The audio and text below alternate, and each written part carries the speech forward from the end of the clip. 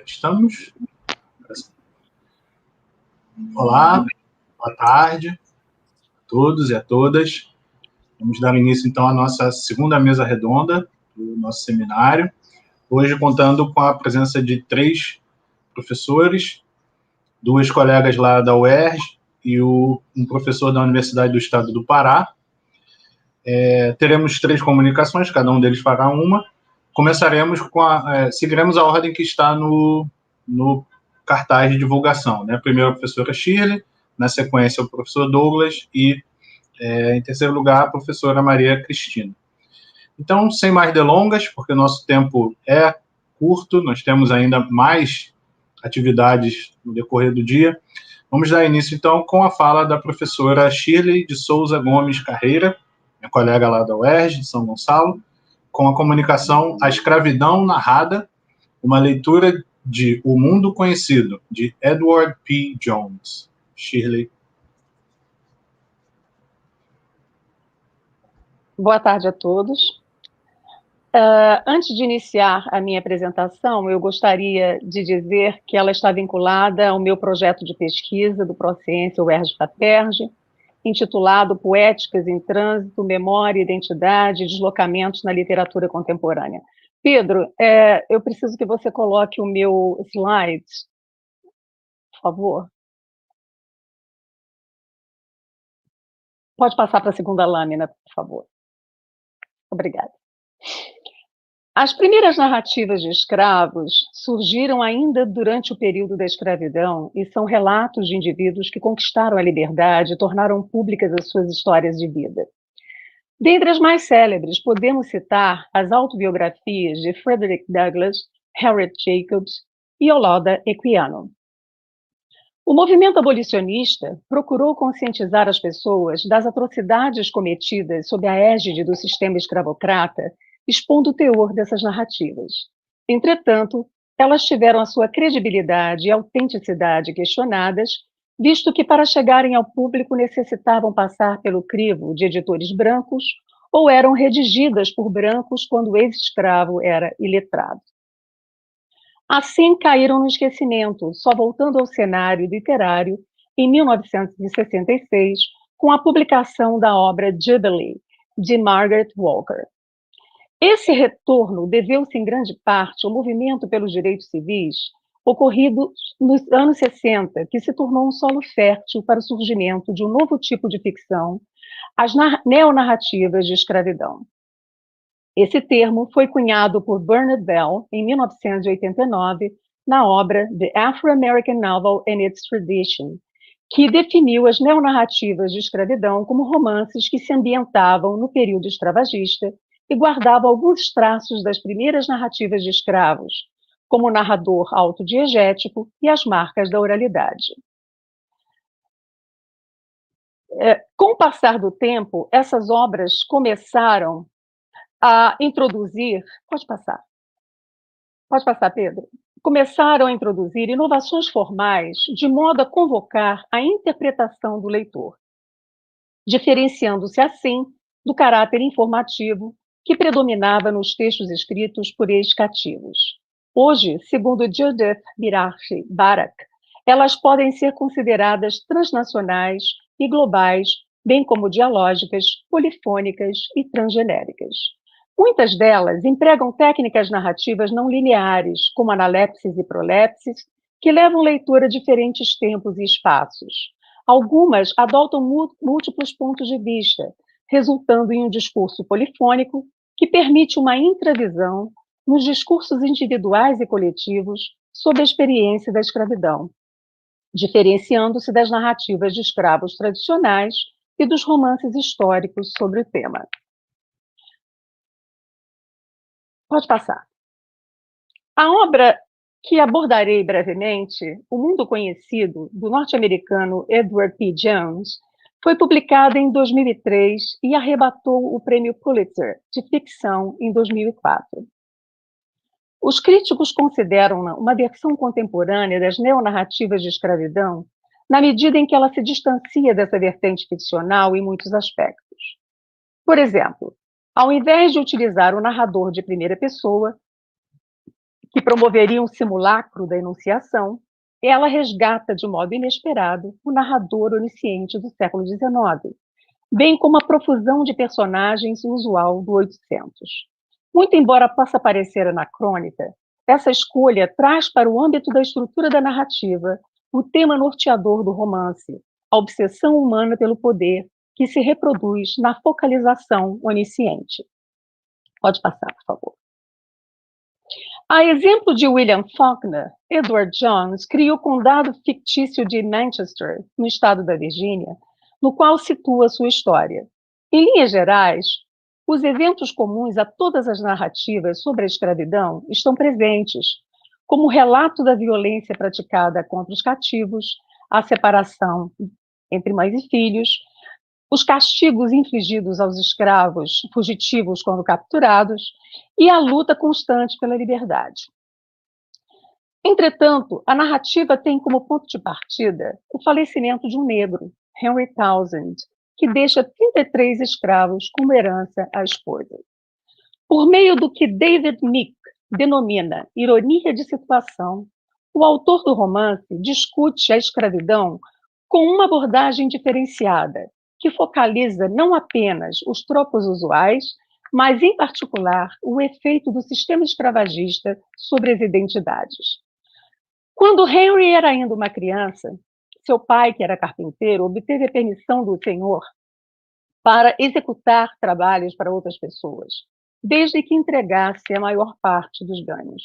Essa concessão permitiu que comprasse a própria liberdade e, 3 anos mais tarde, a de sua mulher. Sua pretensão era obter dinheiro suficiente para libertar o filho Henry. Porém, enquanto lutava para fazê-lo, pôde observar que o menino elegera Robbins, seu dono, como modelo e tentava imitá-lo em tudo. Henry era ambicioso e conseguiu se tornar criado pessoal do seu senhor, que aos poucos passou a ser o seu mentor e o ideal de poder e autoridade que desejava emular. A afeição de Robbins por Henry, embora genuína, também se pautava em valores econômicos, pois à medida que o garoto desenvolvia habilidades, tornava-se também mais caro. E o pai do menino via a cada dia o preço da liberdade do filho aumentar, circunstância que não apenas retardou a compra da alforria de Henry, como também possibilitou que a identidade deste fosse forjada à imagem do seu senhor. Ao invés de rechaçar um sistema que o havia privado de direitos básicos, Henry passou a alimentá-lo, associando a liberdade ao poder e à dominação. Além de ser criado de Robbins, Henry fora aprendiz de sapateiro na plantação e, depois de obter a sua liberdade, aos 18 anos, passa a exercer essa profissão e, com orientação do seu antigo dono, obtém sucesso financeiro e também se torna dono de terras e senhor de escravos. Ao construir uma personagem que reproduz o padrão de comportamento do homem branco, mesmo tendo testemunhado a crueldade com que outros escravos eram tratados nas fazendas, Jones causa desconforto e estranheza no leitor. Entretanto, a obra não se distancia de situações reais, uma vez que os registros históricos atestam a existência de negros livres que foram donos de escravos, dentre eles um angolano de nome Antônio Johnson, que em 1619 foi capturado e vendido a um plantador de tabaco inglês, e mais tarde tornou-se proprietário de terras e escravos na Virgínia. O autor teve conhecimento sobre o assunto quando era aluno do College of Holy Cross, na Virgínia, e fez uma longa pesquisa antes de escrever o romance. Em uma obra intitulada Black Masters, A Free Family of Color in the Old South, os historiadores James Rourke e Michael Jensen se reportam ao fato de que, para o negro livre, a posse de escravos tinha um efeito branqueador, ao mesmo tempo em que se constituía uma forma de proteção, uma vez que nem sempre a carta de alforria era respeitada. Pode passar. Outro aspecto relevante no romance é a descentralização da figura usual do protagonista. Embora a morte da personagem Henry desencadeie a ação no romance, este se desenvolve por meio de um entrecruzar de narrativas sobre as histórias de outros personagens que se igualam em importância, como, por exemplo, o escravo Moses, o primeiro a ser comprado por Henry. Aos 35 anos de idade, Moses já pertencera a 2 senhores brancos e agora era propriedade de um negro livre. Cito: Moses levou mais de 2 semanas para entender que ninguém estava de brincadeira com ele e que, de fato, um homem negro, 2 tons mais escuro do que ele próprio, era seu dono. Achava que o mundo que fizera dele um escravo de homem branco já era estranho, mas Deus havia mesmo feito tudo ficar ainda mais torto e colocou gente preta para ser dona do seu próprio povo. Fim de citação. De início, Henry o tratava com igualdade e camaradagem, até o dia em que Robbins os viu brincando de lutar e, posteriormente, chamou a atenção de Henry, dizendo-lhe que um escravo precisava ser visto como uma propriedade. Cito: Henry, a lei irá proteger você como um dono de escravos, mas a lei espera que você saiba o que é um dono e o que é um escravo, e não faz diferença se você não é muito mais escuro que o seu escravo. Para isso, a lei é cega. Você é o dono, e isso é tudo que a lei quer saber. Mas se ficar rolando no chão e for coleguinha da sua propriedade, e sua propriedade se voltar contra você, a lei ainda virá até você, mas não virá com todo o coração e toda a velocidade deliberada de que vai precisar. Fim de citação. A conversa com Robin surtiu efeito, pois daí por diante Henry passou a tratar Moses de um modo diferente, chegando a esbofeteá-lo e a chamá-lo de crioulo. Uma questão importante na configuração da personagem é o fato de que, muito embora seja um homem livre, psicologicamente, Henry ainda se sente escravo e invisível. A seu ver, só conseguirá adquirir liberdade efetiva e conquistar uma identidade por meio da imitação do seu modelo. Assim, Jones constrói o seu romance a partir de uma relação entre os conceitos de liberdade e poder. Poder este, do qual o narrador também se investe, recorrendo intempestivamente à analepse e à prolepse, ora anunciando o fim de uma personagem antes mesmo de contar a sua história, ora interrompendo a narrativa para revolver acontecimentos passados e, por vezes, dando um salto para o futuro. O relato no passado dá conta de que quando Henry comprou o seu primeiro escravo, foi duramente reprovado pelo seu pai. E defendeu-se afirmando que queria ser um dono melhor do que qualquer homem branco que tinha conhecido. Entretanto, o romance mostra que esse desejo não resulta em nada diferente das relações já existentes. Quando confrontado com situações como a fuga de escravos, Henry reage exatamente como os brancos, aplicando um castigo exemplar. Essa atitude prova o quanto Henry foi influenciado por Robbins, o seu modelo. A morte de Henry desencadeia uma série de acontecimentos inesperados. Sua esposa, Caldônia, que também é negra e livre, não consegue gerir a fazenda sozinha, passando a se apoiar cada vez mais em Moses, o escravo que exerce a função de capataz, despertando neste a fantasia de ocupar o lugar de seu falecido senhor, ao ponto de engendrar a fuga da mulher e do filho, de modo a não ter nenhum obstáculo aos seus planos. Apesar de realmente chegarem a ter um envolvimento sexual, Caldônia se recusa a conceder-lhe a liberdade, reiterando a sua objetificação. Quando Caldônia informa ao xerife da fuga da esposa e do filho de Moses, este percebe que logo seu plano será descoberto, o que o leva a uma malograda fuga. Ao ser capturado, seu calcanhar de Aquiles é cortado para que não se atreva a fugir novamente. Perdão, o seu tendão. Como disse anteriormente, o romance apresenta um vasto leque de personagens. Dentre outros escravos, há uma em especial que tem um papel de relevo no romance, Alice Knight. Tida como louca, depois de ter a cabeça atingida pelo coice de uma mula, ela vagueia pelo condado à noite sem ser incomodada, e é assim que consegue escapar da plantação, levando a esposa e o filho de Moses a perdido deste. A loucura real ou fingida acaba por conceder-lhe uma liberdade que a princípio era limitada e torna-se posteriormente definitiva. As personagens brancas do romance têm diferentes perfis.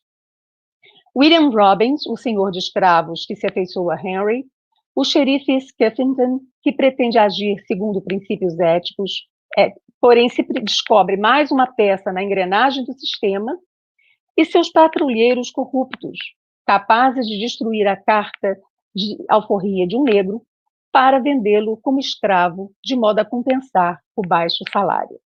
Pode passar, Pedro. Ao mesmo tempo em que o romance mostra que os códigos raciais que permeavam o sistema escravocrata antes da Guerra Civil eram rígidos e fixos, ao criar personagens que, sendo negras, os reproduzem, o autor desloca o foco para o que Nietzsche denomina vontade de poder ou vontade de potência, e mais especificamente para o poder econômico, tese defendida pelo historiador Edward Baptist na obra A Metade que Nunca Foi Contada, a escravidão e a construção do capitalismo norte-americano. Assim, a figura do negro, que se torna senhor de escravos, pode também ser compreendida, ironicamente, como uma apropriação do conceito de signifying, que consiste na utilização de uma linguagem metafórica que implica querer dizer sem dizer diretamente. O signifying, neste caso, não ocorre no âmbito da linguagem, mas do contexto, e apela à reflexão do leitor para um significado subjacente. As fugas e os conflitos surgidos após a morte de Henry provocam um desequilíbrio no mundo conhecido, ou seja, em uma ordenação social cujo pilar de sustentação é o poder econômico, que acaba gerando um racismo estrutural. No último capítulo, que consiste em uma carta escrita pelo irmão de Caldônia em 1861, ou seja, 4 anos antes da abolição da escravatura, descobrimos que Alice Knight e a esposa de Moses tinham sido bem-sucedidas em sua fuga e agora produziam obras de arte. Uma dessas obras representa o mundo que elas conheceram, um mundo que começava a desmoronar. Finalmente, gostaria de sinalizar que o romance nos convida a pensar sobre outros aspectos inerentes à escravidão que não são os que comumente vemos na literatura e no cinema. Somos convocados a reler a história da escravatura por outro ângulo, não apenas tendo em vista a violência praticada contra os escravos, como também a motivação que leva o homem, a qualquer tempo, a subjugar seus semelhantes. O estranhamento causado no público e na crítica pela abordagem do tema não impediu que a obra obtivesse reconhecimento. E se, por um lado, até hoje, a obra permanece um desafio ao escrutínio dos pesquisadores, graças aos muitos questionamentos que suscita, por outro, ela é um bom exemplo da máxima de Hebel. Uma obra de arte faz perguntas, não as responde. Muito obrigada.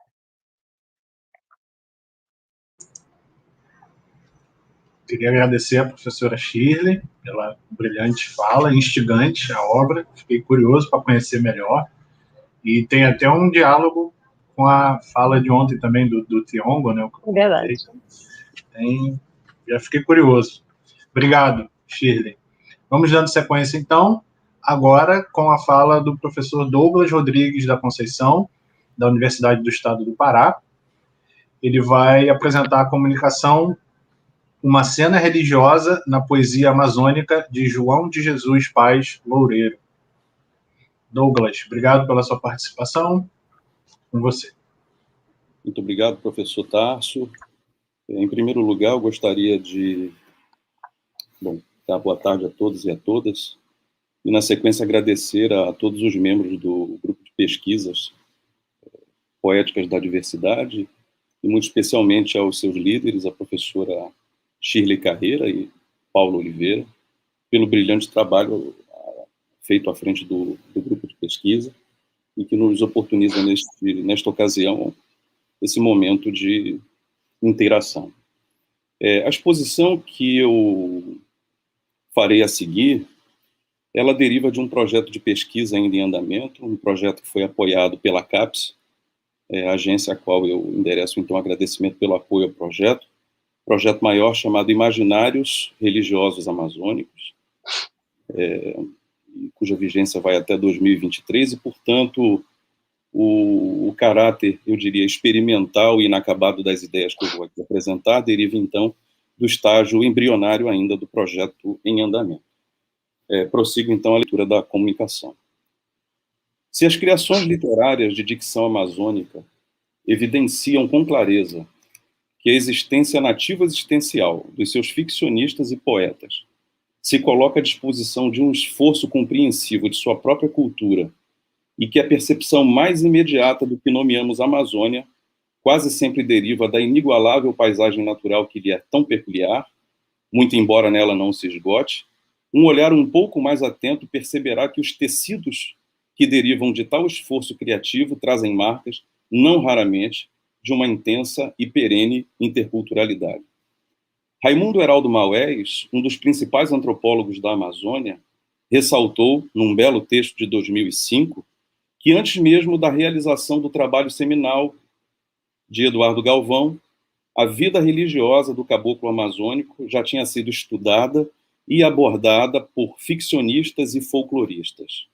2 anos mais tarde, Maués consagraria um novo artigo à obra Marajó, do grande romancista paraense Dalcídio Jurandir. Neste último trabalho, o olhar etnográfico do antropólogo paraense acerca da religião e da medicina popular no contexto amazônico partiria então de um romance.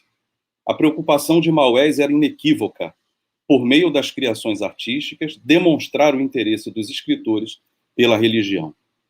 Orientando o nosso olhar a partir de preocupações semelhantes às de Heraldo Maués, o nosso principal foco nesta breve exposição é, portanto, a presença de uma narrativa religiosa na poesia de dicção amazônica.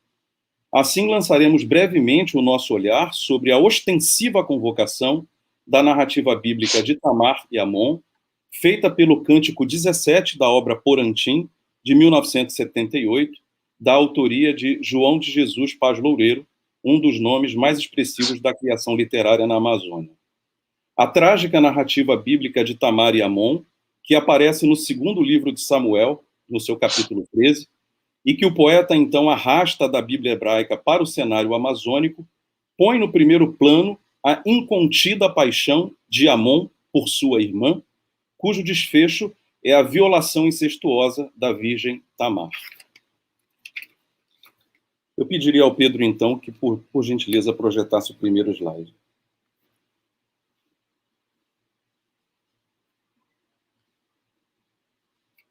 À nossa esquerda, nós vemos, então, o poeta, e à nossa direita, o livro que, então, foi publicado em 1978. Poeta, dramaturgo e teórico da cultura amazônica, João de Jesus Paz Loureiro nasceu em 1939, em Abaetetuba, cidade que pertence à mesorregião nordeste do Pará. Paz Loureiro, em sua vasta antologia, recolhe poemas, peças teatrais, textos de crítica da cultura, entre outros escritos. Inclusive, em 2020, publicou um romance, saído há pouco. Porantim, que é composto por 43 poemas, ao lado de Deslendário, que é uma obra de 1981, e Altar em Chamas, de 1983, comporia a trilogia intitulada Cantares Amazônicos, esta publicada em 1985. Eis, então, o poema que eu gostaria de apresentar a vocês hoje. Pedro, por gentileza, o segundo e último slide. O poema, então, é intitulado Cântico 17. Alta mar, baixa mar, altar de água, alter do chão, onde Tamar e Amon amam-se agora. Em chão de paxiúba por sobre o rio, boiam-se ucuúbas, sucumbem padrinócios e heresias, afogam-se na tarde ave-marias, e boiam palavrões na pré-amar. A lamparina anjo arde na mesa.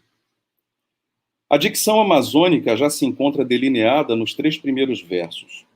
a passagem da matéria à linguagem verbal, por meio da criação poética, o que Bachelard chamaria de documentos poéticos, evidencia nesses 3 primeiros versos um tipo de imaginação material da água.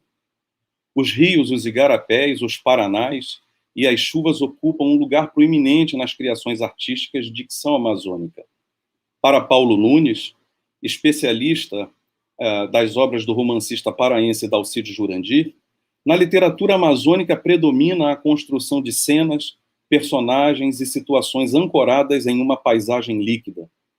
Para lidar teoricamente com tal universo criativo dalcidiano, Paulo Nunes concebeu o conceito de aconarrativa. Assim, a compreensão do amazônico a partir do que lhe dá existência linguística, isto é, a sua literatura, os seus mitos, a sua poesia, por exemplo, tem no elemento água e na sua cosmologia a principal matéria-prima. Não por acaso, um antigo mito do povo Macuxi acerca da origem do universo, e que foi recolhido por Antônio Brandão de Amorim, narra o seguinte: tudo era vazio, tudo noite grande. No princípio, havia só água. Numa espécie de estética impressionista, o poeta evoca as águas que sobem na cheia ou pré-mar e que descem na vazante ou baixa-mar, e que são protagonistas, nas palavras do próprio poeta, deste imenso e solene anfiteatro amazônico. Eis a construção do cenário. Os versos alta-mar, baixa-mar expressam o movimento cósmico por excelência da Amazônia dos rios, isto é, a incessante oscilação das águas. Essa paisagem aquática evanescente em seu incessante ciclo e que é evocada pelo poeta e que abre o poema, vista pelo prisma da oscilação das águas nas planícies amazônicas, simboliza a dinâmica instauradora do ritmo da vida no seio amazônico, quer seja no decurso de um dia, pré-mar, baixa-mar, quer seja na dimensão cíclica das estações, estação seca, estação chuvosa, demarcando assim uma órbita cíclico-temporal própria da região norte. Nessa paisagem amazônica, o rio ocupa o primeiro plano e nela, Tamar e Amon repousam. O sema altar reivindica para o rio a condição de topos sagrado. O poema prossegue com o verso alter do chão. O poeta de Porantim nada rejeita, explora a semelhante sonoridade dos vocábulos altar e alter.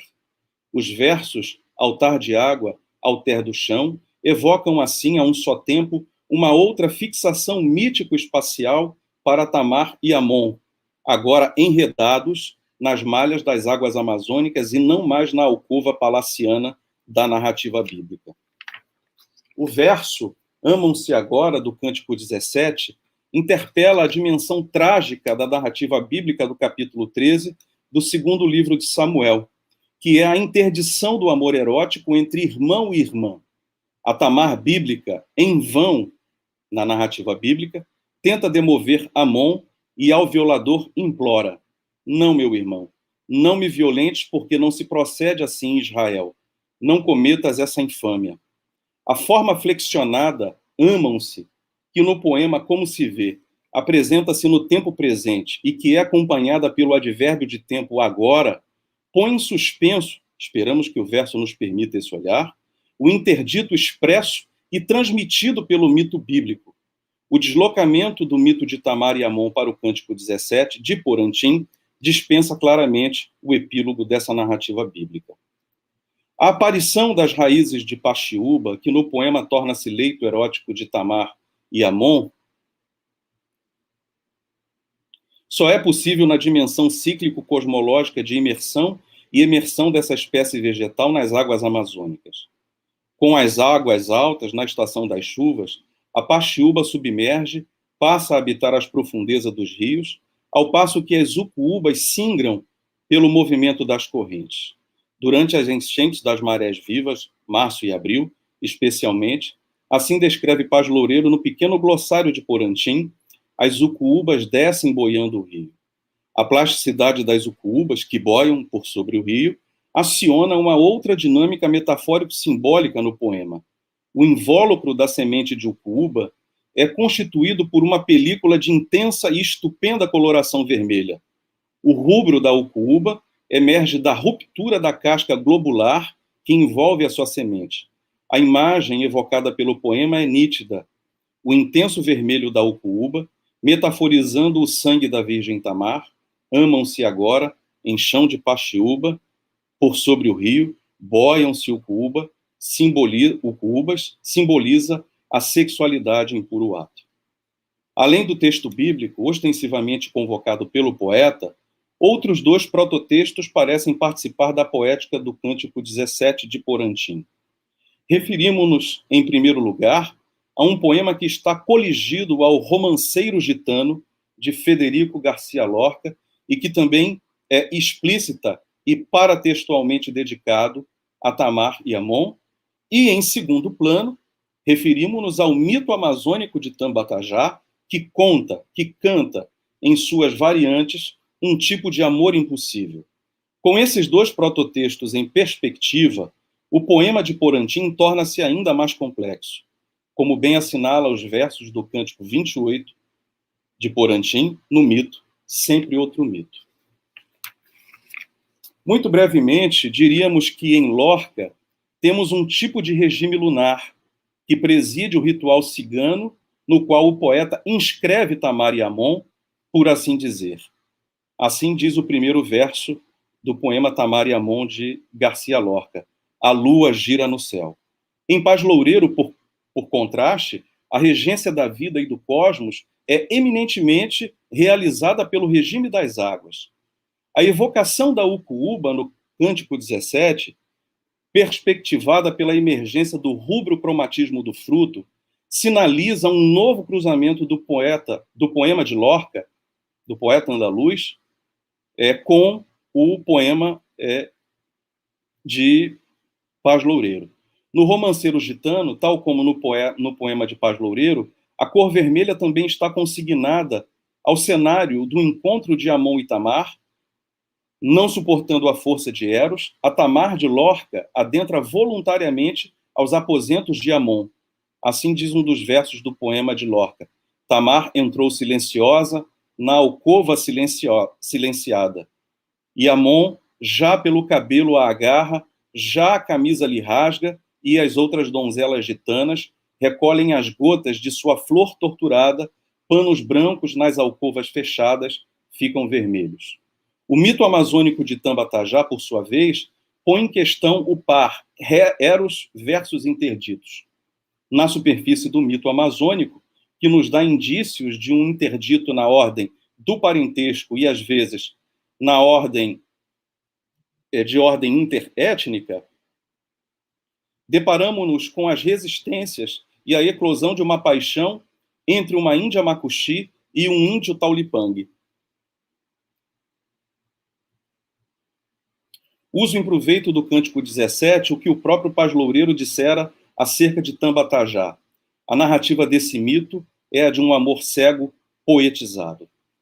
Visto por tal prisma, Paz Loureiro, por meio de sua criação artística, reconfigura a significação do mito dos irmãos que se amam em uma variante amazônica, tomando como horizonte o Cântico 17 e, por contraste, o mito de Tambatajá, teríamos aí um caso exemplar da passagem do mito à poesia. Essa configuração poético-amazônica de um mito de referência para diversas culturas, ao circular de forma transfigurada, a começar pelo próprio ambiente ao qual tal reconfiguração está consignada, por certo, descentra o sentido majoritário e tradicionalmente assumido pelo mito, que, pelo menos na tradição religiosa judaico-cristã, encontra no segundo livro de Samuel, no seu capítulo 13, o seu principal prototexto. O mito do amor entre irmãos, na poética amazônica de Paz Loureiro, se rejuvenesce, porque dissipa a entonação trágica, moral e prescritiva do texto bíblico, ao tempo em que assimila e expressa a incondicionalidade e a ingovernabilidade que Eros reivindica. Ancorados na paisagem do incessante e evanescente movimento das águas, ou seja, inscritos na ordem mesma da cosmologia amazônica, face ostensiva da Amazônia profunda, Tamar e Amon, pelo poema, amam-se agora. Conclusão. Não sei se é uma conclusão, uma tentativa de. Se pode parecer estranho a convocação de um texto bíblico pelo Cântico 17 de Porantim, poderíamos antes lembrar da brilhante observação feita por George Steiner em sua obra chamada Um Prefácio para a Bíblia Hebraica. Disse Steiner: como ficariam nuas as paredes de nossos museus se delas fossem retiradas as obras de arte que representam ou se referem a temas bíblicos? Que silêncio faria a nossa música ocidental se baníssemos as referências bíblicas de seus textos, de suas dramatizações e de seus poemas? O mesmo aconteceria com a literatura ocidental. Nossa poesia, nosso drama, nossa ficção ficariam irreconhecíveis se omitíssemos a presença da Bíblia. A evanescente paisagem dos rios na qual repousam solenemente Tamar e Amon faz do poema de Paz Loureiro uma fisiografia de um paraíso amazônico tecido poeticamente. O Cântico 17 é entoado não só a partir da matéria-prima que o universo amazônico dispõe ao poeta nativo, mas também a partir da matéria que ele transporta de outros substratos culturais. A reconfiguração poética de Tamar e Amon, sob o signo da força do erótico, se realiza por meio de uma costura complexa que mescla o amazônico aos tecidos de outros chãos, de outras culturas. Isolando suas raízes bíblicas e sobrelevando sua fisiografia, seria possível dizer que o poema de Paz Loureiro confere a Tamar e Amon certa autoctonia amazônica. A presença de uma narrativa bíblica nos versos do poeta, e aqui eu digo isso sob o salvo-conduto do equívoco, é uma expressão das escolhas artísticas daquele que tem na palavra, infinitamente trabalhada, como muito bem nos lembra Roland Barthes, a matéria-prima do seu ofício. Tendo consciência da palavra, o poeta é aquele para quem, de modo incondicional, a linguagem constitui-se problema e que, assim sendo, experimenta a sua profundidade. Eu gostaria, nesse minuto final, de fazer uma justa homenagem ao poeta Paz Loureiro. Desde o vertiginoso avanço da pandemia em solo brasileiro, há pouco mais de um ano, semana após semana, ininterruptamente, ele faz da poesia mais do que nunca o seu ofício. Todas as sextas-feiras, sem exceção, recebemos dele, nos chamados encontros sexta-feirinos, um novo poema em sua própria voz.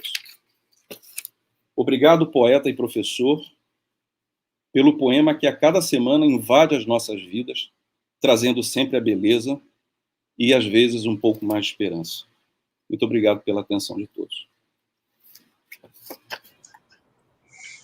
Obrigado, Douglas, pela brilhante fala, instigante também.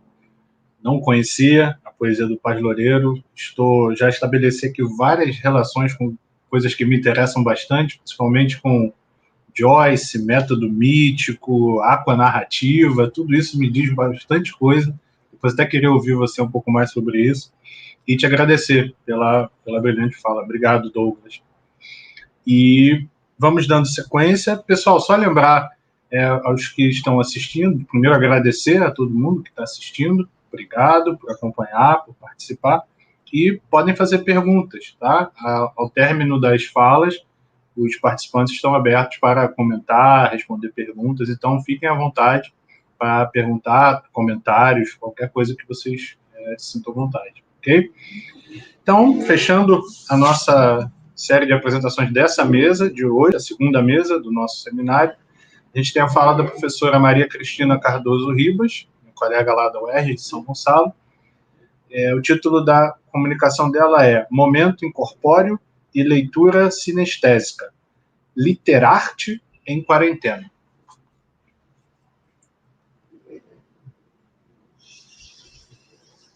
Boa tarde a todos, né? Que lindas imagens, Douglas. Fiquei também assim emocionada visualizando a sua fala, né?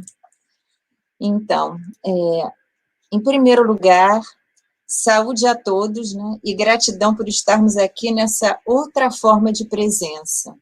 Seguindo, eu agradeço aos colegas líderes do grupo de pesquisa, os queridos Paulo e Shirley, e também ao Douglas e ao Tarso, com quem estou partilhando essa mesa hoje.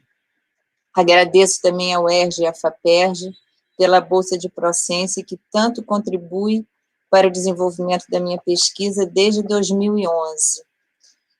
Bom, essa reflexão que venho dividir com vocês é uma pequena demonstração em termos experienciais do meu projeto que se chama Modos de Ver, Modos de Ser, Experiência Literária em Conexões Intermediáticas e Transculturais. Considerando a composição híbrida da minha abordagem, essa comunicação plena de perguntas tem uma pequena parte conceitual que esclarece ou obscurece uma breve experiência literartística que pretendo compartilhar com vocês. Comecemos, então, decupando o título da minha comunicação, que começa momento incorpóreo. Então, incorpóreo, em sua acepção latina, remonta a que não tem corpo, intangível e material. Pela restrição do contato presencial que estamos vivendo e pelo contato virtual baseado nas visão e audição como alternativa para interação, vale perguntar: como é possível manter as sensações táteis quando a imagem percebida é digital e, portanto, a relação se dá tecnicamente pelo olhar? Ora, a imagem é incorpórea. Então, já que estamos experimentando certa materialidade que se oculta pela ausência física dos corpos nos meios digitais, como podemos ter essa experiência do incorpóreo como um dispositivo sensível ao tato, que seria um dispositivo áptico? E, portanto, como não perder o senso de contato efetivo, da presença, do toque, do estar afeito ao outro? E ainda, como acessar a alteridade no paradigma autocentrado da postagem? Como a arte pode colaborar? A ideia de dispositivo tátil, áptico, apresenta uma mudança de paradigma que implica reconstituir a percepção do corpo e dos sentidos justamente nas imagens, quando elas, tecnicamente, apresentam uma ausência material do corpo. Importante resgatar pela imagem o que ela, em princípio, não tem, ou seja, o apelo aos sentidos e também a participação de um corpo que se anula quando capturado ou apresentado nos meios digitais. Como, então, reconfigurar nosso próprio sentir, já que o sentir é a nossa comunicação vital com o mundo e o meio como esse mundo se torna presente a nós, como se fosse um lugar familiar em nossas vidas, um lugar familiar, um lugar de exílio, um lugar de inclusão, de exclusão. O que, então, é preciso modificar? Há algo a romper? Como entram a literatura e a arte nessa indagação? Pensemos juntos. Seguir na reflexão implica perceber a ordem crítica e clássica que estabeleceu o regime do olho ocular como principal e alternativa única de percepção das coisas do mundo. E também perceber como o domínio da visão reduz ou mesmo anula a relação com os outros sentidos do corpo. A ressalva convoca outro paradigma, uma ordem subjetiva, e que, portanto, demanda outras formas de sentir a imagem que, como nós sabemos, é incorpórea. A grande mudança é transformar o conceito de imagem, o que significa mudar o nosso entendimento acerca desse conceito. Isso porque as novas imagens e formas de arte vão além da figura estática da tela e jogam com a ideia de vivência, ambiência, textura, incluindo perturbações sensoriais, através da introdução de inputs dos mais variados tipos, imagens fotográficas, imagens digitais, slides, vídeos, sons, texturas e até mesmo evocação de odores que se agrega ao objeto puramente visual. É por um dispositivo tátil, um novo modo de ler, que subjetivamente tocamos a imagem lida, reconhecendo nela sua potencialidade corpórea e sua materialidade. A percepção tátil, portanto, é de ordem subjetiva. Assim, é possível compreender que a imagem não pode mais estar confinada a um pensamento ocular-cêntrico, e eu também me refiro à imagem verbal. Passemos agora para o segundo aspecto do nosso título. Já tendo falado sobre o que chamei momento incorpóreo, trago agora a reflexão, a leitura sinestésica. Em estilística, e também no senso comum, sinestesia designa cruzamento de sensações, como todos sabemos. É uma figura de linguagem que consiste na união de termos que expressam uma mistura de sensações relacionadas aos sentidos. Tato, audição, olfato, paladar, visão, sendo empregada para proporcionar efeito de maior expressividade ao texto. Mas, para além da estilística, gosto de pensar nela como conexões intersensoriais. Bem, sabemos que avanços tecnológicos recentes inauguram novas possibilidades estéticas devido ao potencial de integração de diversos meios, códigos e linguagens.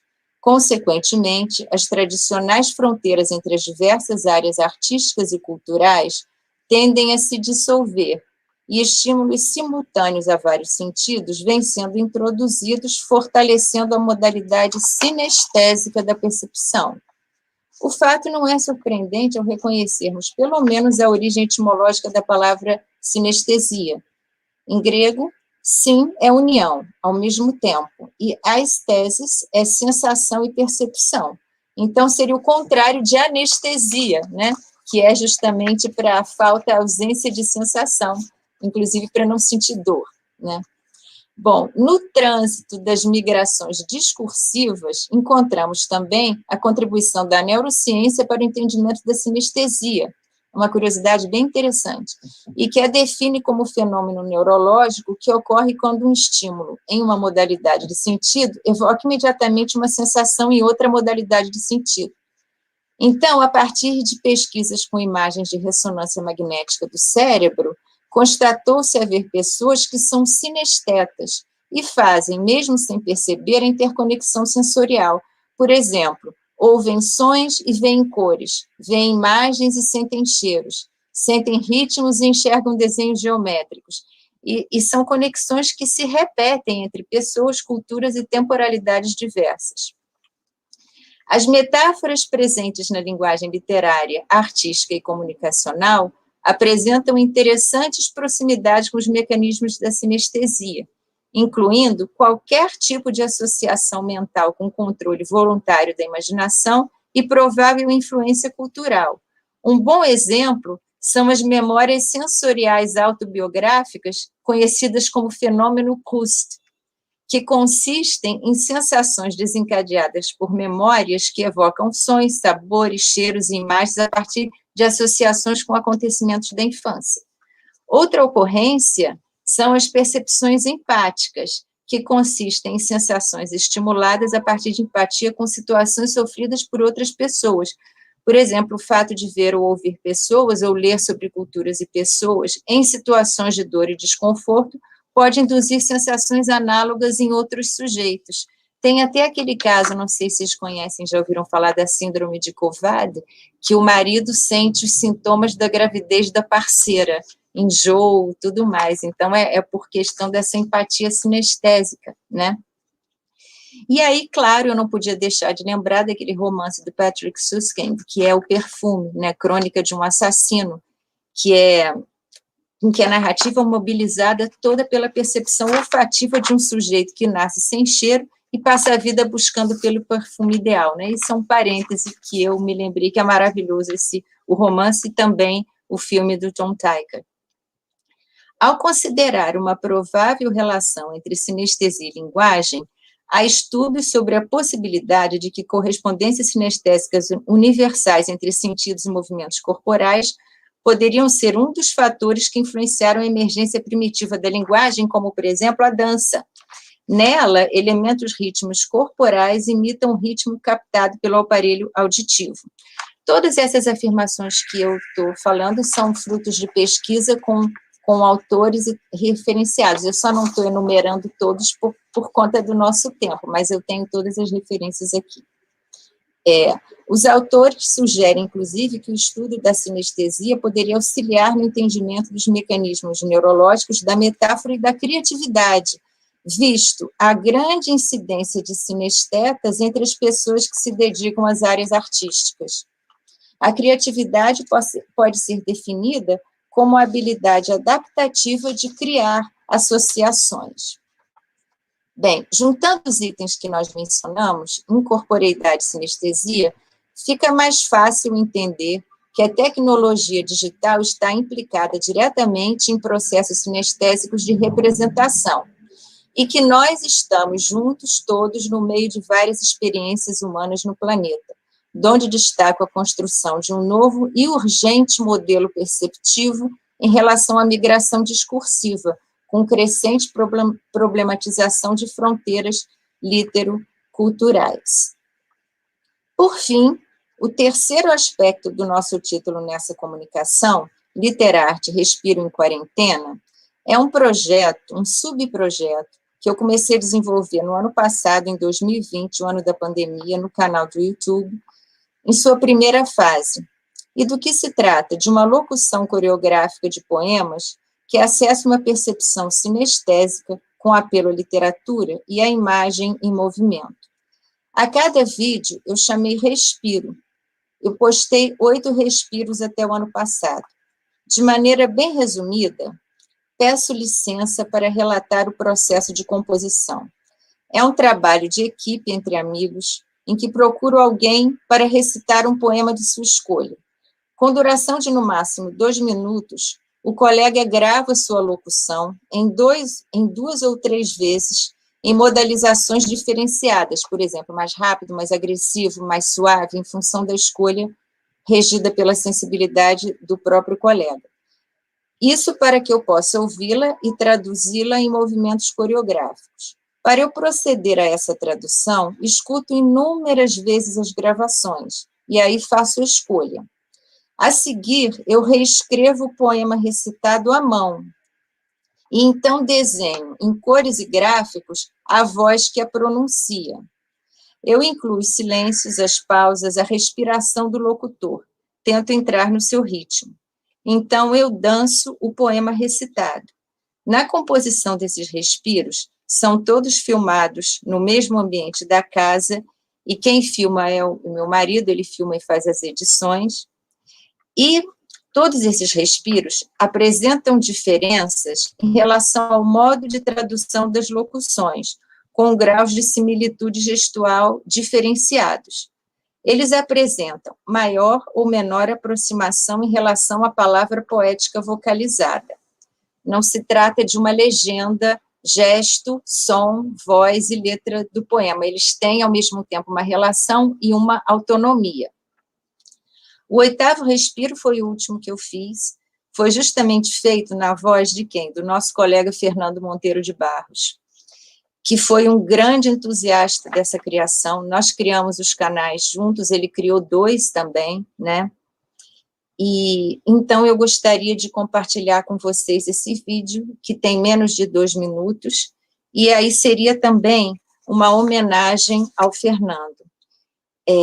Eu espero, sinceramente, continuar respirando para a segunda parte desse projeto, em que pretendo trazer um mosaico de representações culturais e poéticas de vários países do mundo, vasto mundo, né? Então, queridos, eu convido a vocês a sentir comigo esse 8º respiro. Vamos?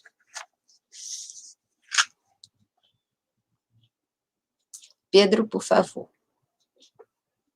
Uma bailadora andaluza, João Cabral de Melo Neto. Dir-se-ia, quando aparece, dançando por seguirias, que com a imagem do fogo inteira se identifica. Todos os gestos do fogo que então possui, dir-se-ia, gestos das folhas do fogo, de seu cabelo, sua língua, gestos do corpo do fogo, de sua carne em agonia, carne de fogo, só nervos, carne toda em carne viva. Então, o caráter do fogo nela também se adivinha, mesmo o gosto dos extremos de natureza faminta, gosto de chegar ao fim do que dele se aproxima, gosto de chegar-se ao fim, de atingir a própria cinza. Porém, a imagem do fogo é num ponto desmentida, que o fogo não é capaz, como ela é nas seguirias, de arrancar-se de si mesmo numa primeira faísca, nessa que, quando ela quer, vem e acende-a, fibra a fibra, que somente ela é capaz de acender-se estando fria, de incendiar-se com nada, de incendiar-se sozinha.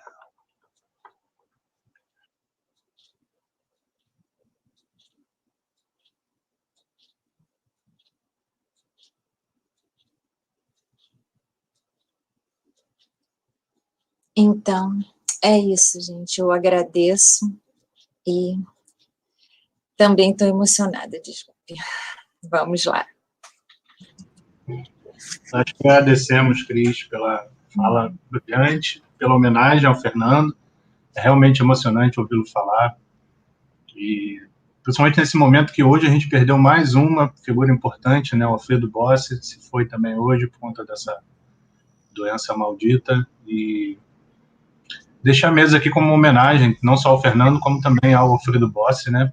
E que contribuiu tanto na formação de todos nós, né? E, enfim, sigamos. Cris, obrigado pela fala, pelo vídeo, pela dança, foi muito bonito. E já estamos aqui com vários comentários, muita gente elogiando, uau, que sentiu um arrepio, as pessoas lembrando do Fernando e tal. Vamos agora para alguns comentários e perguntas que apareceram aqui. E, por favor, o pessoal que está assistindo, se quiserem fazer mais perguntas, mais comentários às falas, a gente tem aí um tempinho ainda, acho que tem mais de 20 minutos, dá para a gente comentar bem. Eu vou começar, então, pela pergunta que o Paulo fez para a Shirley. Ele perguntou: Shirley, esse mundo conhecido pode ser lido como mundo que desmorona? Gostaria que falasse um pouco mais do conceito de signifying.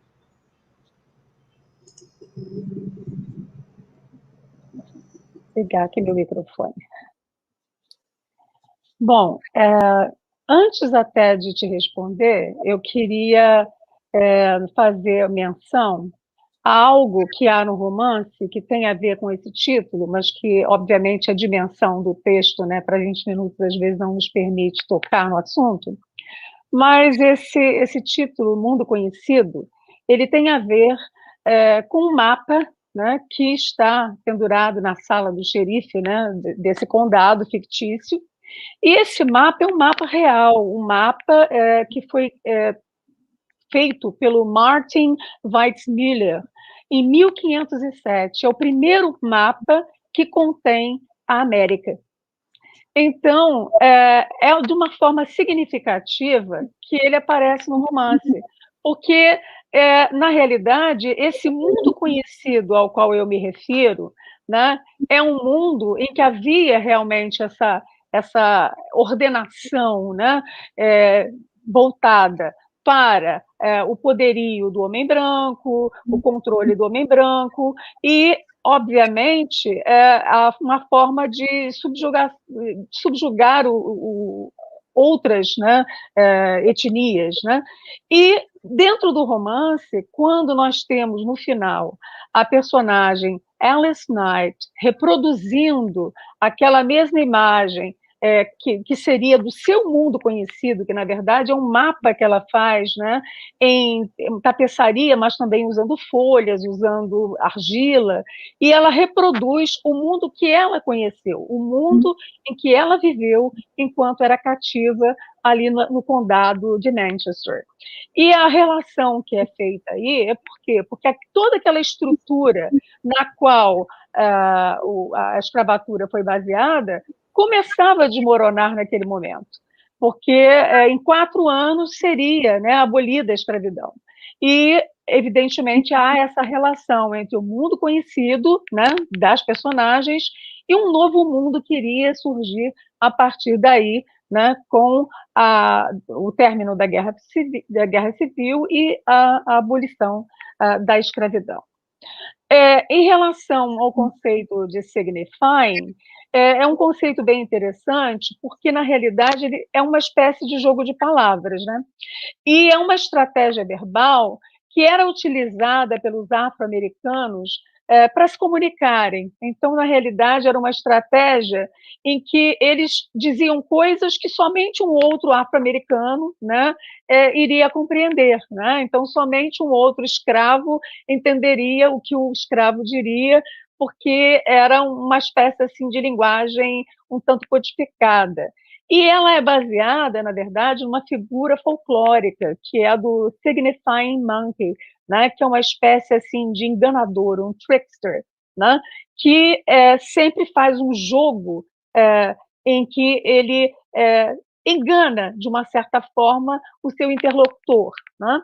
É uma figura que é de origem iorubá e que foi incorporada, né, a o folclore norte-americano, afro-americano, e no texto, o que a gente percebe na realidade? Ele não diz claramente, né, que o que ele deseja, na realidade, tratar nesse livro são questões que, embora estejam de uma maneira assim, bem clara, ligada ao contexto que ele descreve, que é o contexto da escravidão, naquela fazenda, né, ficcional, de uma certa forma, se reporta para questões que nós temos que tratar ainda no presente, né?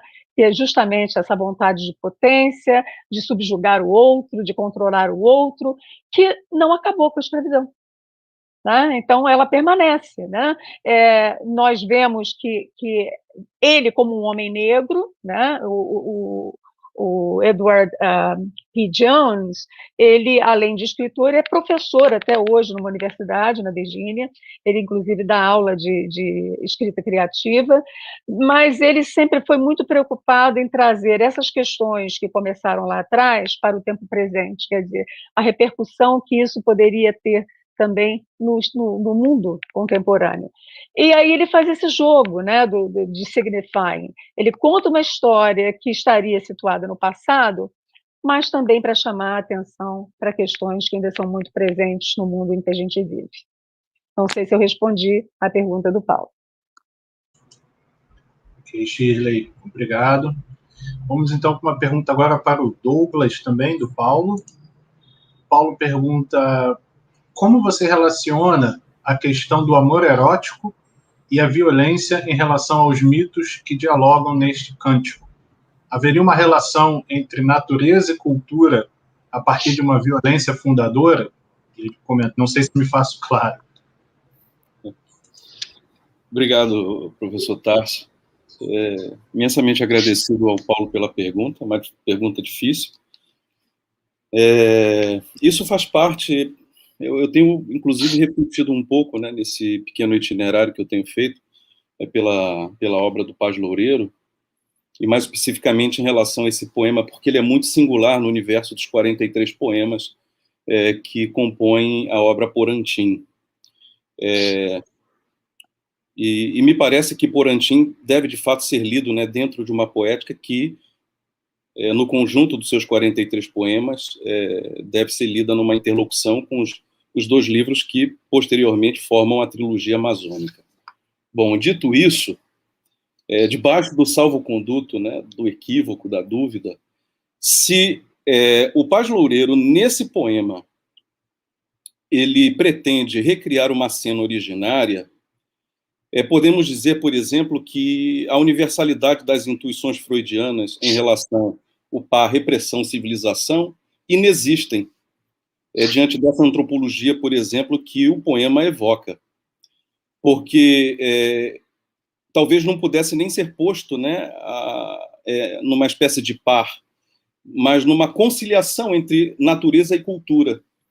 Da mesma forma, por exemplo, que os interditos eles desaparecem, porque eles são construções culturais, não existe, por outro lado, a possibilidade de se perspectivar uma violência, porque ela está completamente integrada nessa forma que o Paz Loureiro nos apresenta. Então, de um lado, se por um lado, por exemplo, não existem os interditos, por outro lado também podemos dizer que não existe, por exemplo, essa sobrelevação das dinâmicas culturais sobre a natureza, ou seja, essa dinâmica propriamente biológica, né, a partir da qual Eros se faz, né, enfim, se manifesta. Então, poderíamos falar de uma conciliação, de certa forma, ele universaliza, ou seja, talvez aí a potência do poema, né, porque com o poema ele relativiza o universalismo proposto, por exemplo, né, por pensadores como Freud. Esse par repressão-civilização, por exemplo, não funciona nesse poema do Paz Loureiro. Então, de certa maneira, eu vejo que existe uma conciliação, né, desses dois elementos, não é isso? Natureza e cultura, talvez uma indissociação deles. Eu fico à disposição, viu, Paulo, para permanecer. Também não sei se eu me fiz completamente claro, mas me parece que essa é uma preocupação, porque nos livros seguintes, de fato, nós vamos, por exemplo, perceber essa Amazônia que então sofre, não é isso? A partir dessa noção de que existe um controle cultural, ou seja, antropológico, né, sobre a natureza. Isso, por exemplo, vai aparecer de modo magistralmente poetizado nos livros que seguem Porantin. Mas em Porantin, especificamente nesse poema, eu acho que existe uma conciliação. É a dimensão humana no seu estágio originário, né, mais originário possível. Ok, Douglas, muito obrigado. O Paulo comentou ali no chat, depois você dá uma lida no que ele botou ali, acho que você respondeu a contento, sim. E tem algumas perguntas também para Cris, tanto do Paulo quanto da Débora Chaves, e eu acho que elas se complementam.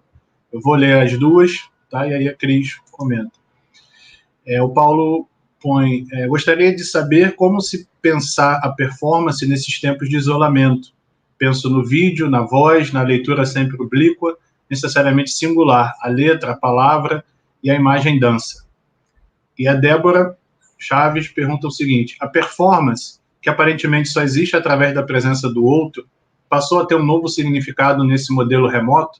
Como é a experiência dessa transição? Você está sem microfone, Cris. Agora foi. Tá. Agradeço essas questões, porque isso que vocês estão trazendo para mim são coisas que eu também me pergunto todo o tempo.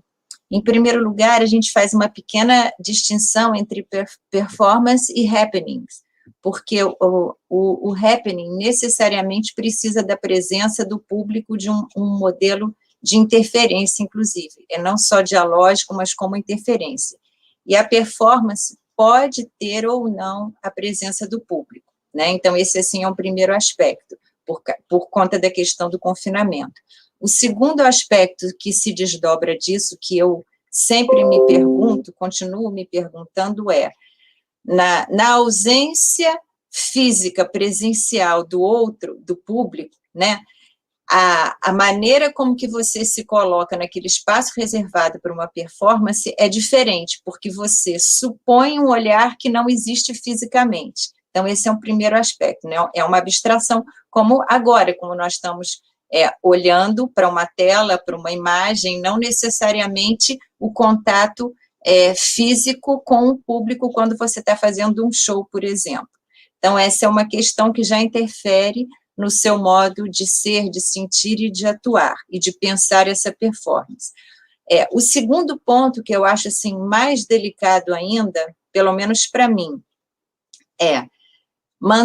considerando essa ausência física presencial de um público que na performance não tem a obrigação de, né, como acessar o outro na sua ausência física, mas em outra modalidade de presença, né? Como ter contato com a alteridade, que é, inclusive, uma questão belíssima que tem pontuado todos os trabalhos aqui do grupo de Poéticas da Diversidade, tanto os que eu assisti ontem, quanto hoje, os colegas falando que essa preocupação com o outro, não se trata de trazer o outro, dar voz, porque isso é tão autoritário e dominador que cai no mesmo risco, né, no mesmo problema.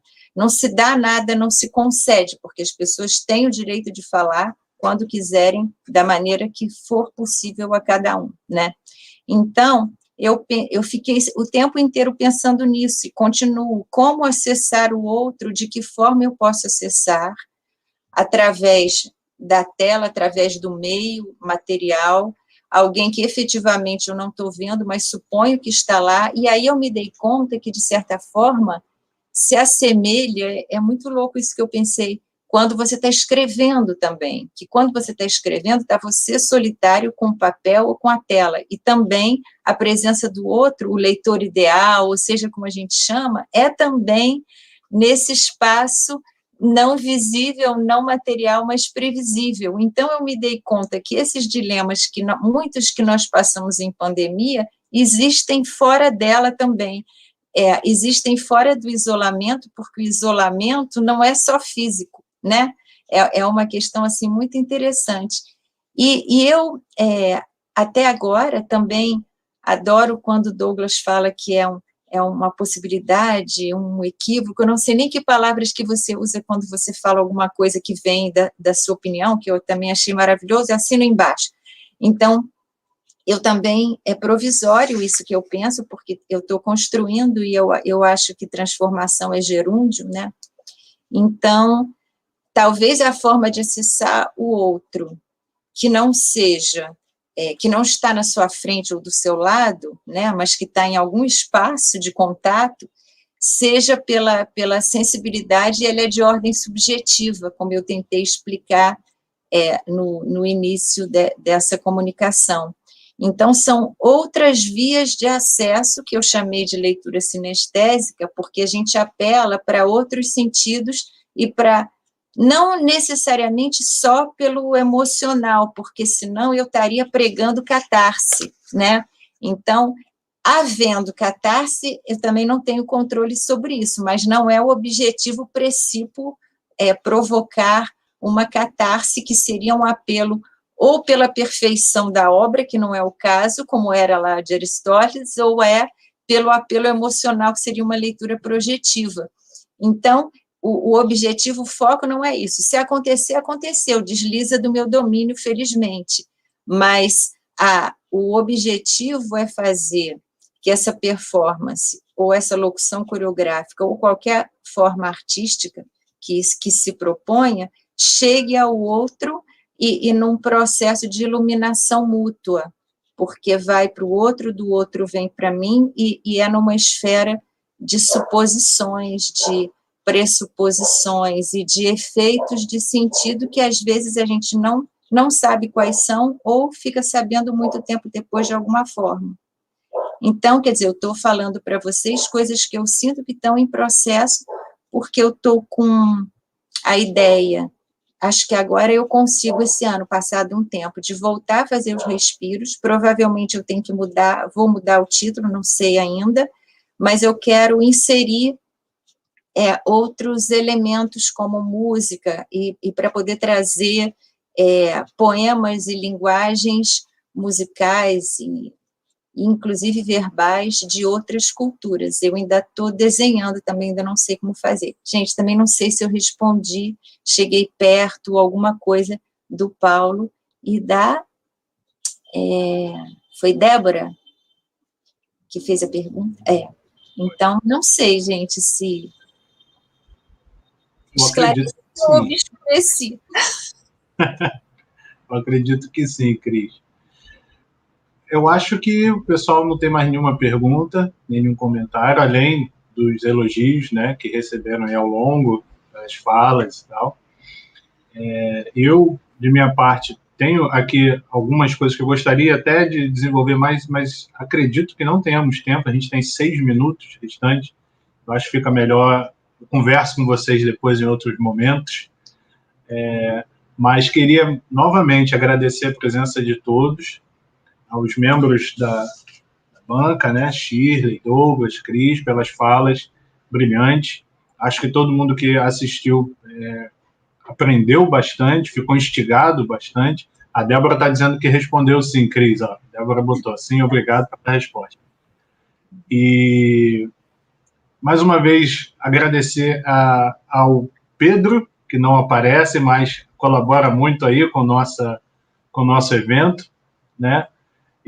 Um dia vocês vão ver, acho que até o final do evento vocês conseguem ver o Pedro em algum momento, mas ele está aí, presente. E, mais uma vez, obrigado.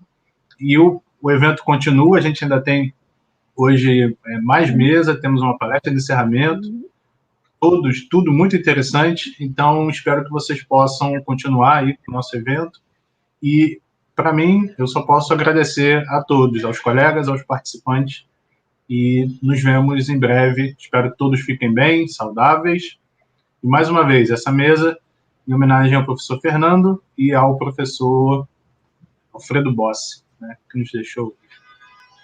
Ok? Tá. É isso, pessoal. Obrigado. Tá. Não sei se Shirley, Douglas e Cris querem algumas palavras finais. Eu só queria que o Pedro aparecesse. Um segundinho para a gente. Pedro. Tá aí, apareça lá, gente. Veja quem é o Pedro. Sou eu, Pedro.